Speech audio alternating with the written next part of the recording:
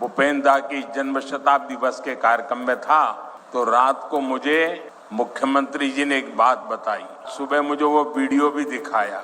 ये देख करके मुझे बहुत गहरी चोट पहुंची। कांग्रेस पार्टी के अध्यक्ष का बयान उन्होंने मुझे दिखाया। जिस दिन भारत सरकार ने इस देश के महान सपूत असम के गौरव भूपेन्द्र दा हजारिका जी को भारत रत्न दिया, उस दिन कांग्रेस पार्टी के अध्यक्ष ने बयान दिया था। उस समय मेरे ध्यान में नहीं आया था, आज मुझे वो दिखाया गया। कांग्रेस पार्टी के अध्यक्ष ने कहा था कि मोदी नाचने गाने वालों को भारत रत्न दे रहा है। 1962 में चाइना के साथ जो जंग हुआ, उसके बाद पंडित नेहरू ने जो कहा था, नॉर्थ ईस्ट के लोगों के वो घाव आज भी नहीं भरे हैं और उस घाव पर कांग्रेस की वर्तमान पीढ़ी भी नमक छिड़कने का काम कर रही है। मैं तो भगवान शिव का भक्त हूं। मैं आमतौर पर मुझे कितने ही गालियां दे, सारा जहर निगल देता हूं,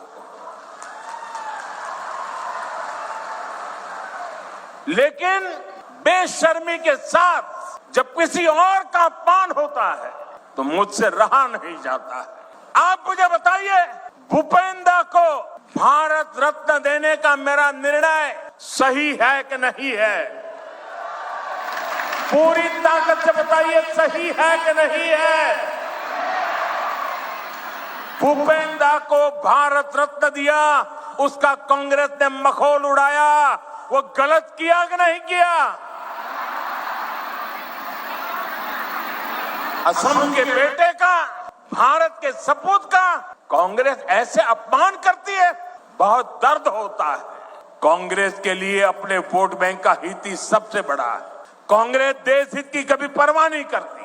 आज कांग्रेस देश विरोधियों की, घुसपैठियों की भी बहुत बड़ी रक्षक बन चुकी है। कांग्रेस जब सत्ता में थी तो घुसपैठ को बढ़ावा देती थी और कांग्रेस चाहती है कि इस घुसपैठिए हमेशा के लिए भारत में ही बस जाए और भारत का भविष्य घुसपैठिए तय करे। एक समय में मंगलदोई ने असम की पहचान बचाने के लिए अवैध घुसपैठ के खिलाफ बहुत बड़ा आंदोलन देखा है, लेकिन पहले की कांग्रेस सरकार ने आप लोगों को इसकी भी सजा दी है, आपसे इसका बदला लिया है। कांग्रेस ने यहाँ जमीन पर अवैध कब्जे होने दिए, हमारे आस्था के स्थानों पर हमारे किसानों के, आदिवासियों के हक की जमीन पर डाका डाला।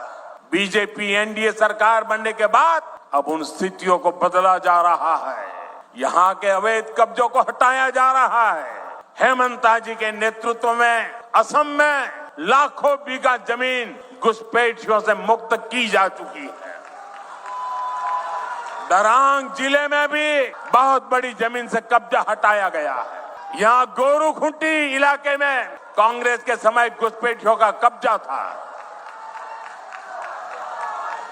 आज वो जमीन वापस ले जा चुकी है।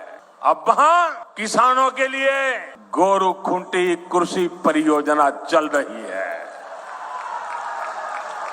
वहां के नौजवान अब कृषि सैनिक बनकर खेती कर रहे हैं। सरसों, मक्का, उड़द, तिल, कद्दू सब कुछ वही उग रहा है। यानी जो जमीन कभी घुसपैठियों के कब्जे में थी, आज वही जमीन असम के कृषि विकास का नया केंद्र बन गई है। लंबे समय तक कांग्रेस के शासनकाल में गरीबों को तरसाया गया, ठुकराया गया, क्योंकि कांग्रेस का काम एक वर्ग के तुष्टीकरण से हो जाता था, उनको सत्ता मिल जाती थी। लेकिन बीजेपी तुष्टीकरण नहीं, संतुष्टीकरण पर जोर देती है। कोई भी गरीब, कोई भी इलाका पीछे न रहे, इस भाव से हम काम कर रहे हैं। आज असम में गरीबों के पक्के घर बनाने का काम भी तेजी से आगे बढ़ रहा है। अभी तक असम में 20 लाख से अधिक पक्के घर गरीबों को मिल चुके हैं। घर घर नल से जल पहुंचाने का काम भी असम में तेज गति से चल रहा है। गुलामी के दौर में असम टी की उतनी पहचान नहीं थी, लेकिन देखते ही देखते असम की मिट्टी और असम के लोगों ने असम टी को ग्लोबल ब्रांड बना दिया।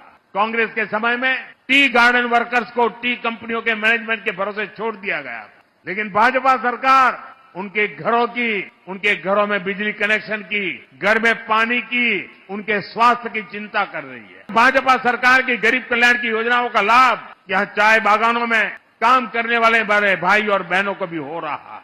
चाह श्रमिकों का हित हमारी प्राथमिकता है। सरकार द्वारा टी गार्डन में काम करने वाली महिलाओं और बच्चों को मदद दी जा रही है। महिलाओं के स्वास्थ्य, बच्चों की शिक्षा पर हमारा बहुत जोर है। यहां माता मृत्यु दर और शिशु मृत्यु दर को कम से कम करने के लिए भी सरकार योजनाएं चला रही है। इन योजनाओं पर करोड़ों रुपए खर्च किए जा रहे हैं। जैसे असम गोमोशा के लिए जाना जाता है, एरी और मुगा सिल्क के लिए जाना जाता है, अब इसी तरह असम की पहचान में पॉलीप्रोपाइलिन से बना टेक्सटाइल भी जुड़ने जा रहा है। साथियों, आज हमारा देश आत्मनिर्भर भारत अभियान के लिए परिश्रम की पराकाष्ठा करके दिखा रहा है। असम इस अभियान के प्रमुख केंद्रों में से एक है। मुझे असम के सामर्थ्य पर बहुत भरोसा है, इसलिए असम को हमने बहुत बड़े अभियान के लिए चुना है और ये अभियान है सेमी कंडक्टर मिशन। असम पर मेरे विश्वास का कारण भी उतना ही बड़ा है। अब नया दौर आया है। भारत को आत्मनिर्भर होने के लिए दो चीजें चाहिए, एक ऊर्जा और दूसरा सेमीकंडक्टर, और असम इसमें बहुत बड़ी भूमिका निभा रहा है। आज बैंकों के कार्ड से लेकर मोबाइल फोन, कार, हवाई जहाज और स्पेस मिशन तक हर इलेक्ट्रॉनिक चीज की आत्मा एक छोटी सी इलेक्ट्रॉनिक चिप में समाई जाती है। अगर हमें ये सारे सामान भारत में बनाने हैं तो चिप हमारी होनी चाहिए। इसलिए भारत ने सेमी कंडक्टर मिशन शुरू किया है और इसका बहुत बड़ा आधार आसाम को बनाया है।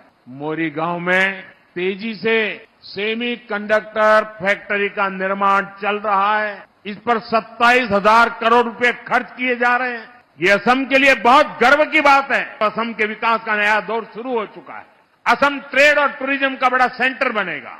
हम मिलकर विकसित असम बनाएंगे, विकसित भारत बनाएंगे।